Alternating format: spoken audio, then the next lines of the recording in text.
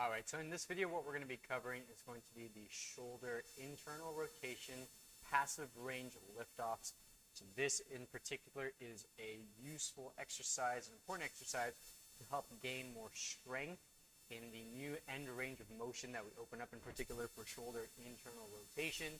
So if we've done expansion work, this is the way to get more control and strength at that more end range of motion that we've opened up. So the setup here is going to be in our sleeper position. So what we're going to do is lie on the sides of the back here. The legs can be straight or slightly bent and pulled in. So we just want to feel nice and supported in this position.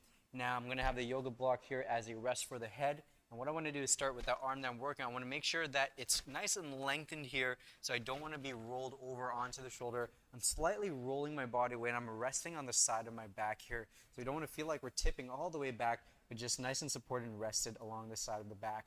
Now I'm going to bend the elbow to 90 degrees, so wrist stays over the elbow. Elbow is in line with the shoulder here. Then we're going to find that passive range. So I take my other hand. I'm going to use that to find the furthest I can rotate my shoulder down to the ground. As I press down, I want to make sure the elbow isn't sliding, as well as my shoulder isn't rolling off the floor here. And also avoid any overtension in that upper trap. Once we find that range of motion, so here's where I can't go any further down to the ground without compensating, what I'm going to do is back off about 5 to 10 degrees. Then I'm going to take a deep breath in, breathe out, squeeze tight, so you can either squeeze that fist, tighten up around that shoulder. You want to get at least a 7 to a 9 out of 10 effort in terms of squeeze.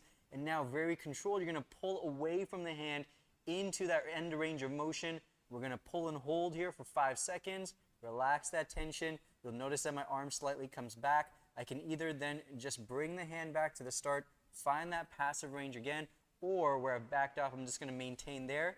Okay, right, that squeeze again. Start to pull away from the hand there. So we're lifting off of this hand. Hold for 5 seconds. Relax that recoil. And then you're going to repeat that for the prescribed number of reps and sets.